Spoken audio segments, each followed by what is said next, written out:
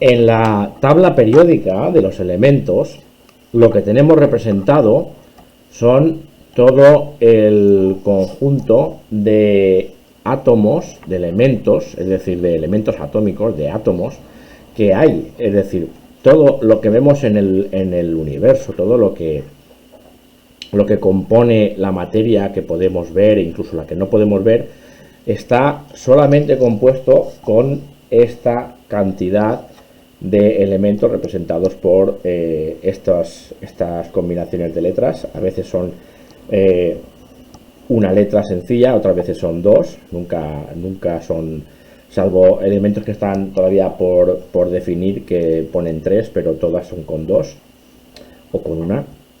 Entonces, los átomos que están representados en la tabla periódica, cada uno de esos elementos, cuando se muestra en la naturaleza, es raro que se muestre en estado puro. Aún así, cuando se manifiestan en estado puro, porque muchas veces están combinados unos con otros, o en estado de oxidación, como habéis visto que le ha ocurrido a la manzana,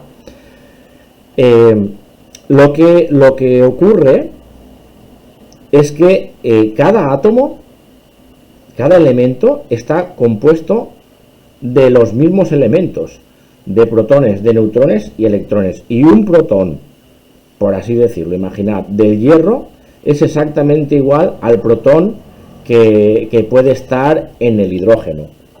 Es decir, solo que en el caso del hierro hay una cantidad diferente de protones que en el caso del hidrógeno.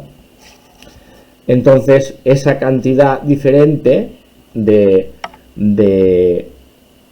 elementos que componen el átomo, es decir, de partículas más pequeñas aún que el átomo, que son los protones, neutrones y electrones. Los electrones están dando vueltas formando una nube, en realidad no forman círculos, órbitas como es el caso de los planetas, sino que se sabe ahora que orbitan, pero como si fuese un enjambre, que no se puede saber exactamente en qué punto están, ni van a estar, ni hacen un trazado completamente circular siempre.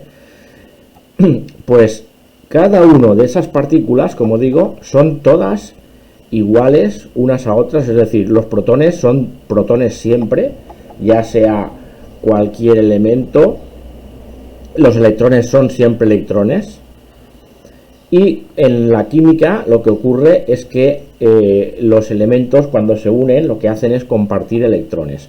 No voy a avanzarlo mucho más allá esto que estoy diciendo, porque ya se sale de los contenidos para quinto, pero digo esto un poquito a modo de ampliación, ¿de acuerdo? Para aquellos que tienen más curiosidad, y también porque nos sirve para dar un poquito de contexto, para que entendamos que dentro de que cada uno de estos elementos tiene propiedades completamente diferentes, aunque sí es cierto que según compartan columna, por ejemplo, van a tener una serie de propiedades en algunos casos coincidentes.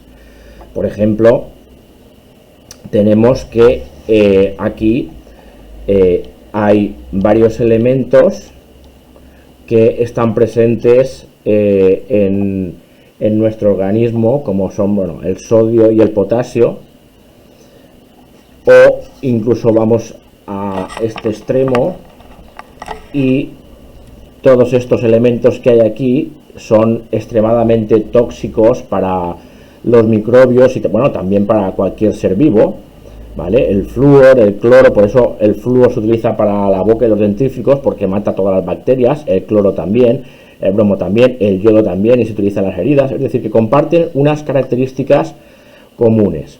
Los seres vivos estamos hechos, básicamente, la mayor parte de nuestra composición consiste en estos elementos que están aquí, el carbono, el nitrógeno, el oxígeno, el fósforo, el azufre y este otro que está aquí solito, que es el hidrógeno, que es uno de los elementos más abundantes en todo el universo. está, por ejemplo, presente en el agua, y el agua es el elemento más, o sea, la molécula, recordadlo, más abundante en los seres vivos, que es el agua. En realidad, los cambios de estado de la materia son cambios físicos. Los cambios, como la oxidación, son cambios químicos. Otro ejemplo de cambio químico es la combustión.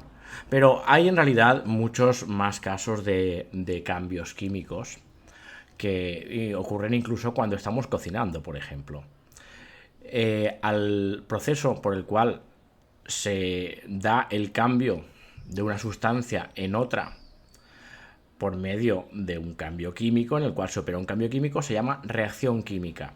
En una reacción química a veces intervienen varios elementos o a veces solo uno, al cual al exponerlo a determinadas condiciones como puede ser el calor o la radiación, al final su estructura se ve alterada y obtienes una sustancia diferente. Es muy común juntar dos o más sustancias para producir otra sustancia aparte. A veces hace falta calor o a veces hace falta simplemente juntarlas en unas proporciones adecuadas.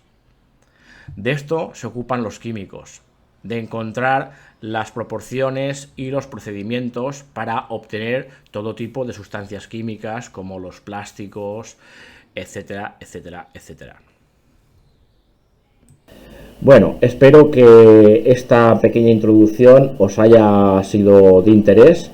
Realmente el ámbito de la química es muy interesante y a mí me gustaría saber mucho más. De hecho, tengo libros para ir leyendo cuando tenga ocasión. Os recomiendo que sintáis curiosidad por ello, porque nos permite conocer mejor y entender mejor el mundo que nos rodea. Un abrazo a todos.